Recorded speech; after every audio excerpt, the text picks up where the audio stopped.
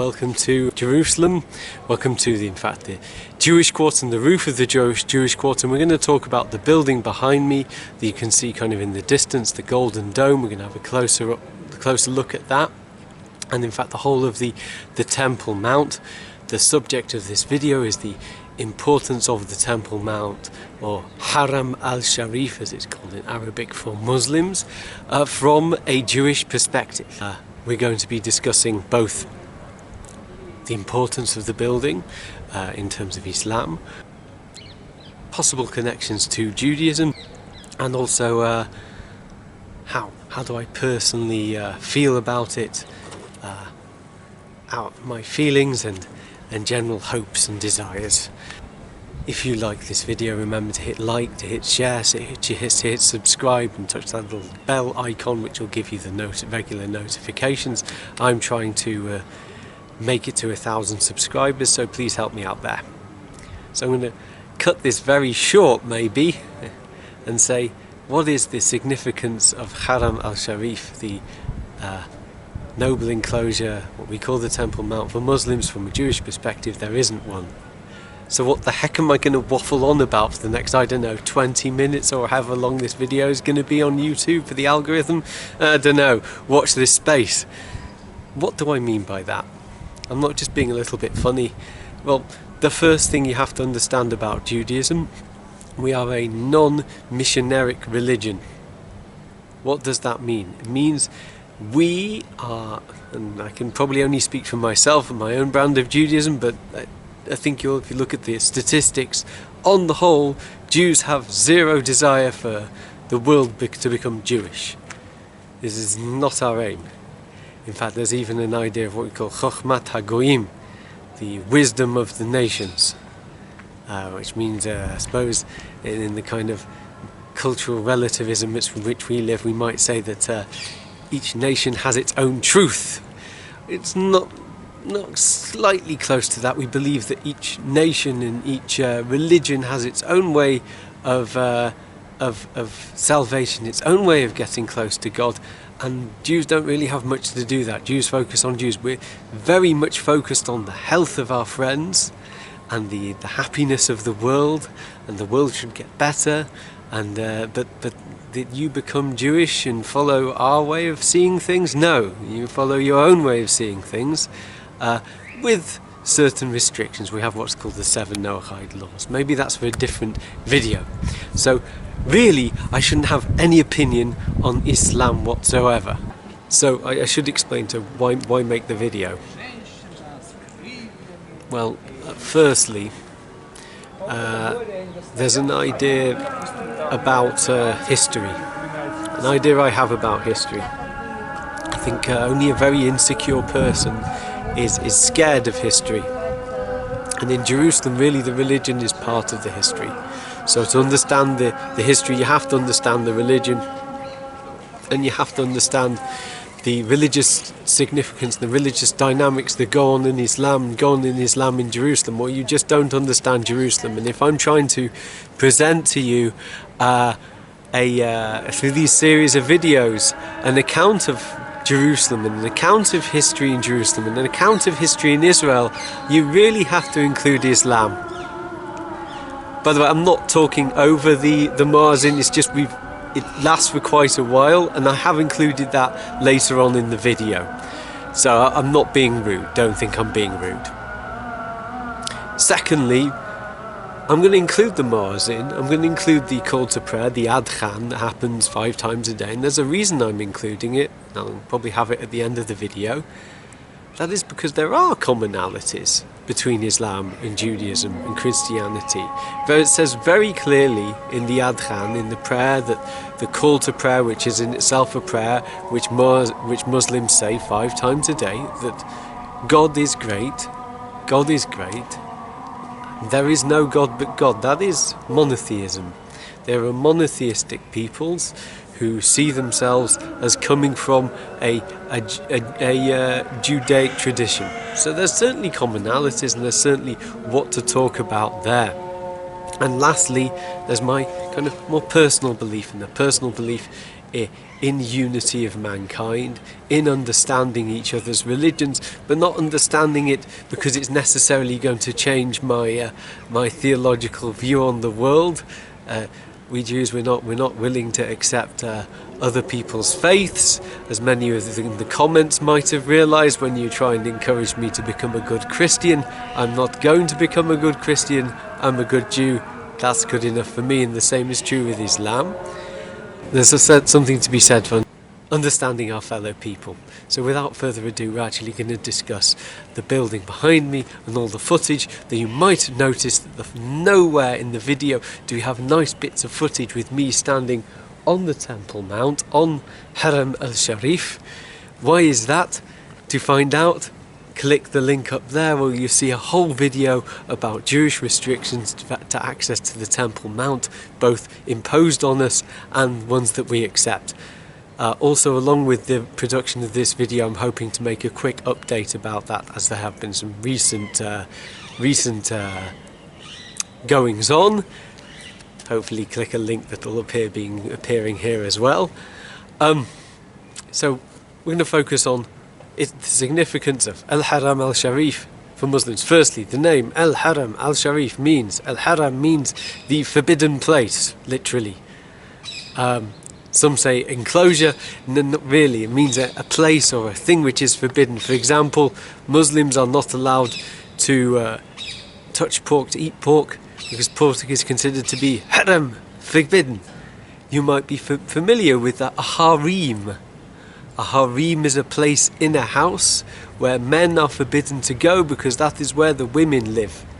Only one man is allowed to go, the father of the family. That is haram.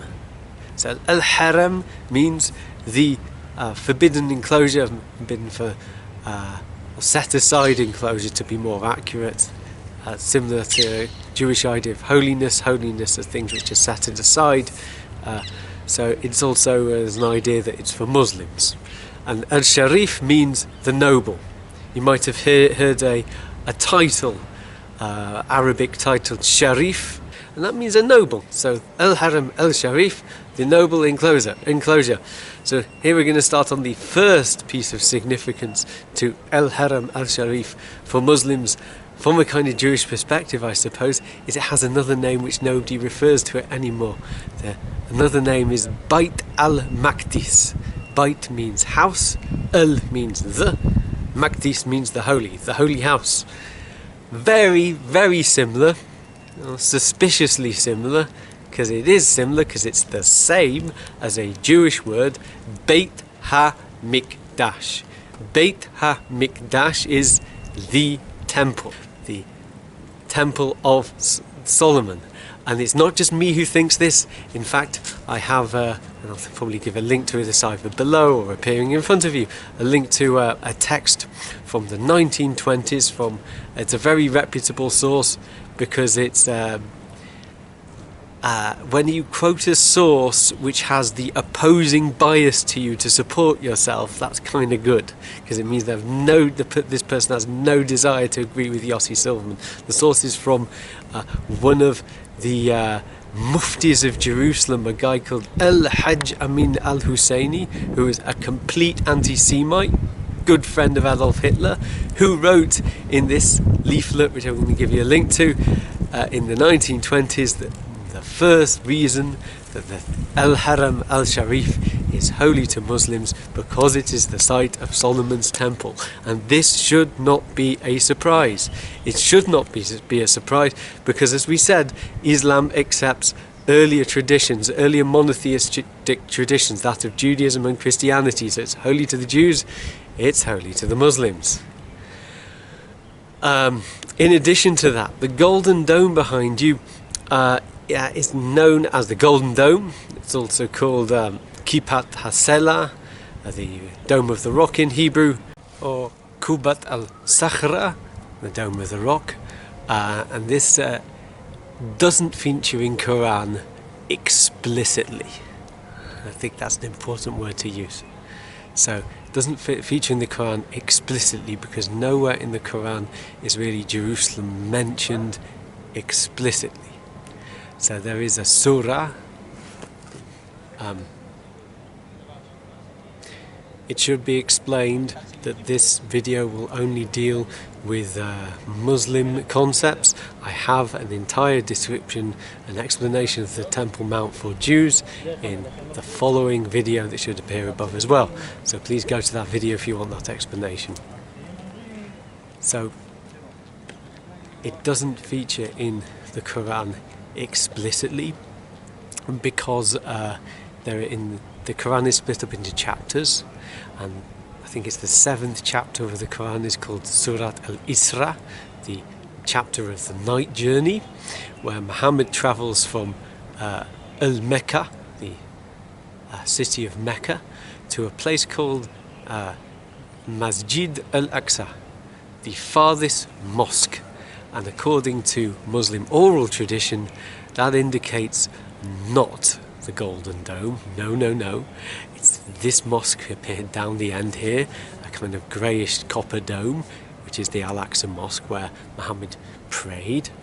And he went on a night journey, it says, riding on a kind of beast called al-Burak. Now, al-Burak is supposed to have the face of a beautiful woman and kind of horns of light and the body of some kind of like horse, but smaller than the horse, more compact, and the wings of a peacock. Do not make fun of this.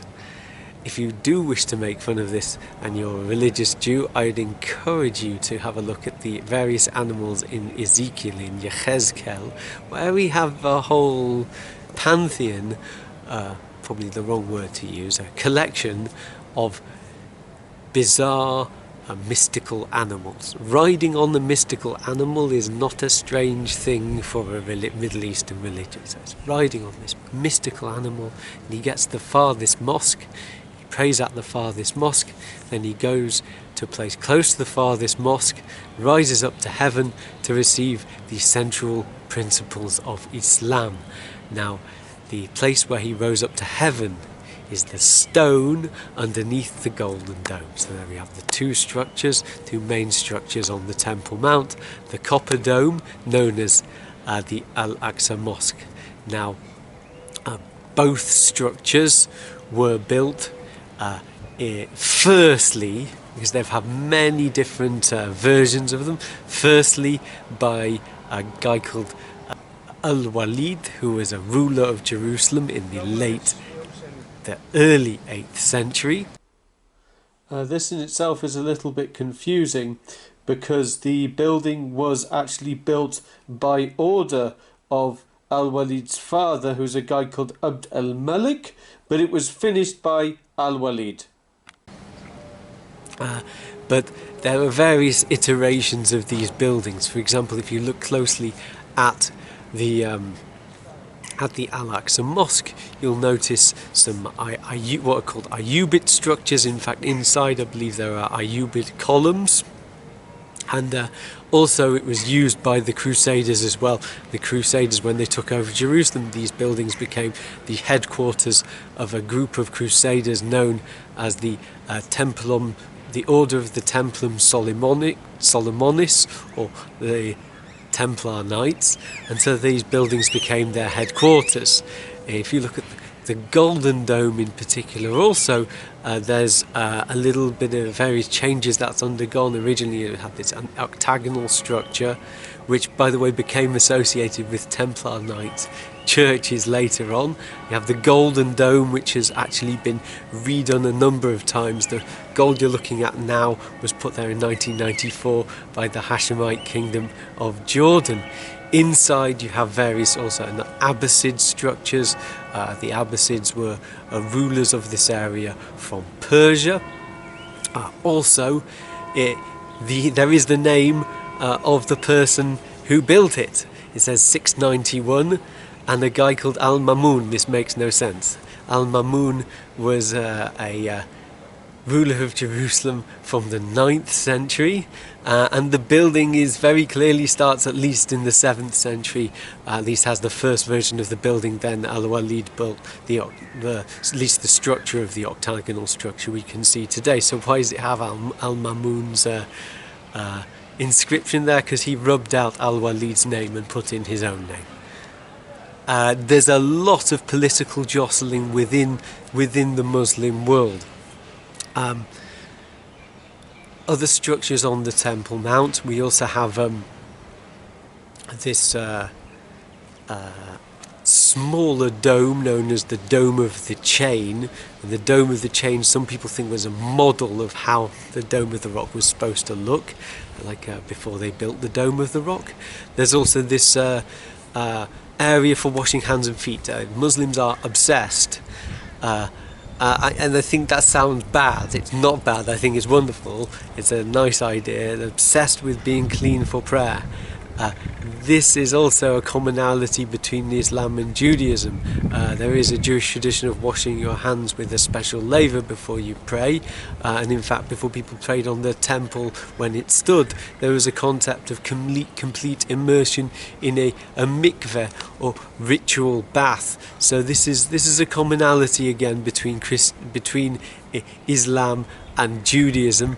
And this particular area for washing hands is an area for washing the hands from the time of a Mamluk ruler called al-Tankiz, and there are various different structures into Jerusalem that al-Tankiz are funded.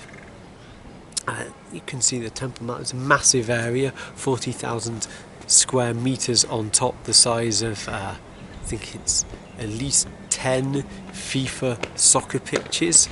And as well as the domes, there is various Muslim institutions and even just schools and even football pitches actually up on the Temple Mount, up on Haram El Sharif.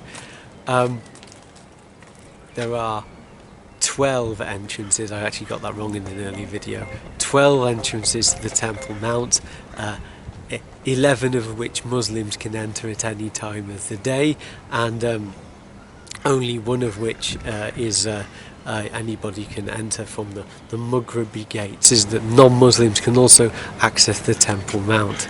I'm going to talk about a elephant in the room.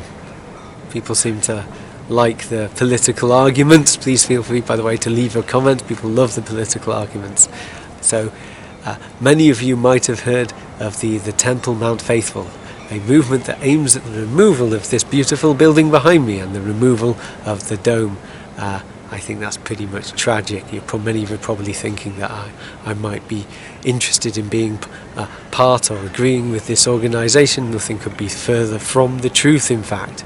And in fact, being that there's 40,000 square metres on top, I'm sure that some arrangement can come along to, in fact, sort out Jewish prayer on the Temple Mount along with Muslim prayer on the Temple Mount. In fact, I'm hoping for a third temple which won't get it, which will become about because of peace and because of a peaceful solution, not because of people burning down buildings and destroying them. I think we've had enough of that for the past few millennia of human history.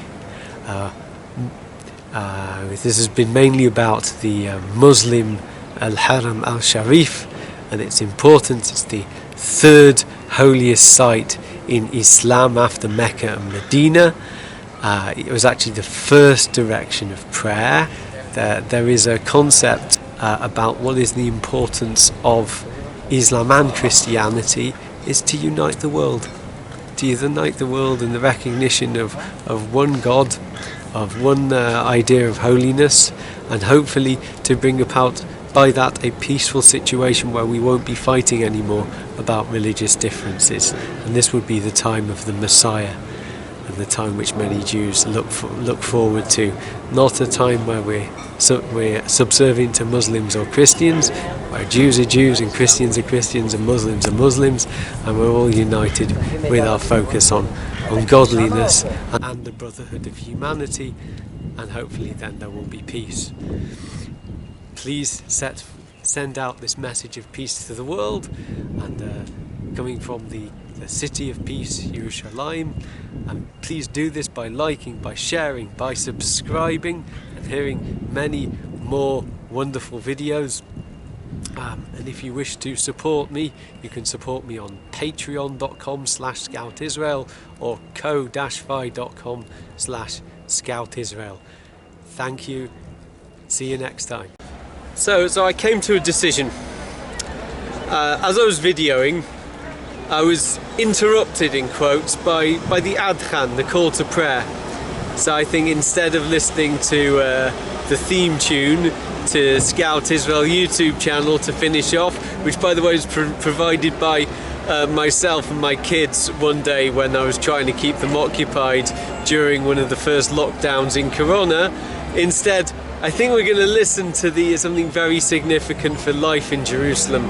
We're going to listen to the Muslim call to prayer to give us a proper salam alaikum, give us a proper goodbye to this video. Thank you for listening, and remember, like, share, subscribe. So this is the adhan itself.